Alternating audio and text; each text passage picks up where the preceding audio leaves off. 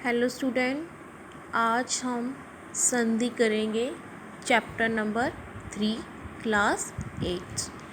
बेटा क्या है संधि? संधि को इंग्लिश में क्या कहते हैं? ज्वाइनिंग।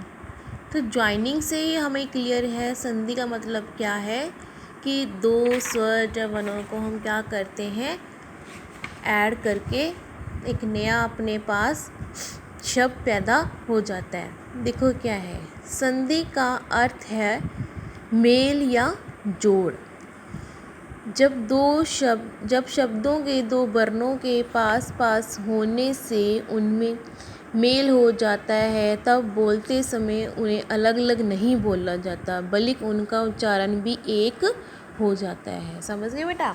संधि का मतलब क्या होता है? ज्वाइनिंग। जब अपने पास दो वर्णों को आपस में हम जोड़ देते हैं तो उनका उच्चारण है वो एक ही होता है। देखो, दो ध्वनियों के पास पास होने के कारण उनके आपसी मेल से उत्पन्न परिवर्तन संधि कहलाता है।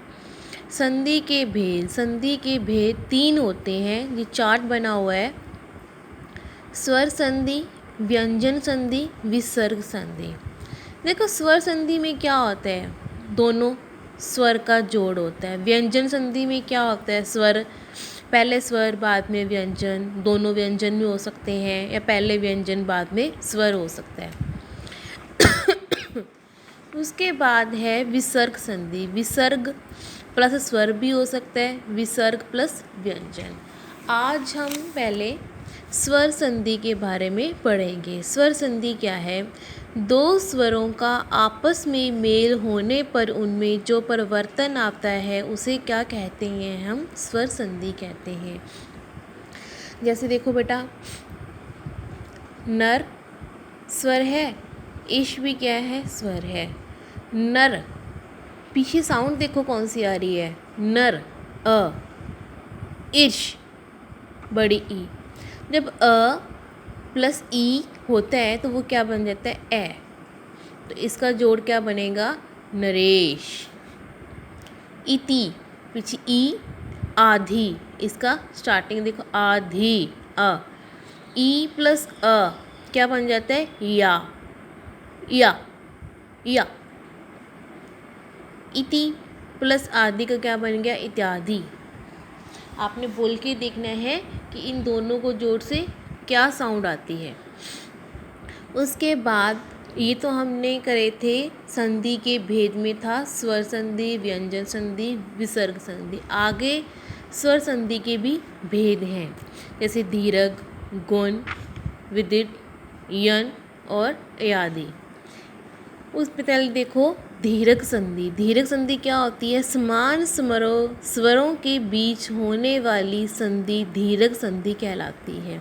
समान ही स्वर होते हैं, जैसे अ, ई, उ।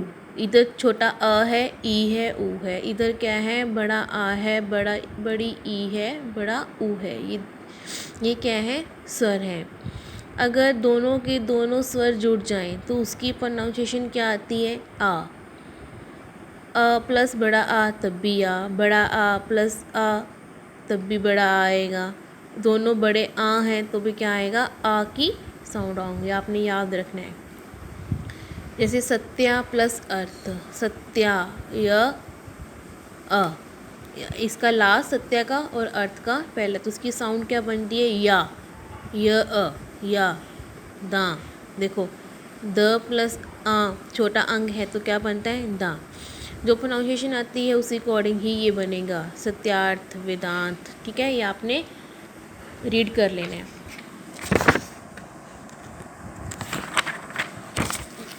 जैसे अ आ था, ऐसे ही आपके पास ई और बड़ी ई की है।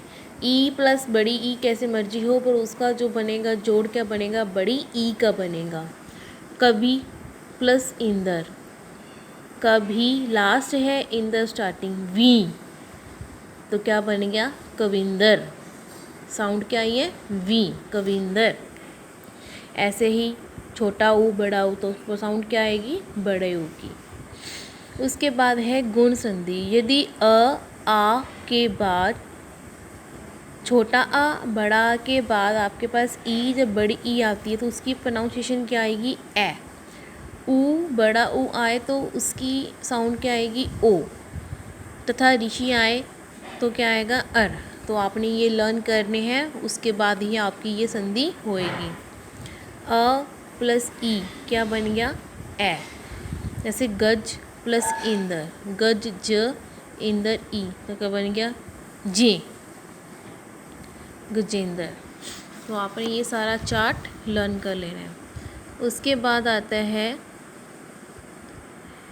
विद्विन संधि। जब आपके पास आ के बाद ए बड़ी ए हो तो बड़ी ए, ओ हो तो बड़ा ओ हो जाता है। तो आपने ये लर्न करना है। अ प्लस ए है तो क्या साउंड आएगी? ए। ऐसे ही आपके पास यन संधि है। जब ई बड़ी ई, ऊ बड़ा ऊ या ऋषि के बाद कोई भिन्न स्वर आए तो इनके मेल से क्या बनता है? ई बड़ी ई का य। तो ये आपने चार्ट इसका भी लर्न कर लेने। ई प्लस अ क्या बन गया? य। इति प्लस अधिक का बन गया अत्यधिक, य की साउंड आ रही है। उसके बाद आता है आपके पास अयाधी संधि। यदि पहले शब्द के अंत में, लास्ट में ए ओ और दूसरे शब्द के आरंभ में, स्टार्टिंग में स्वर हो तो साउंड क्या आएगी? ए बड़ी ए, या ओ का अब तथा ओ का अब हो जाता है। ए स्टार्टिंग में है, लास्ट में अ है तो उसकी साउंड क्या बोला है इन्हें? अयाजू, अब। शो अन तो बन गया शन।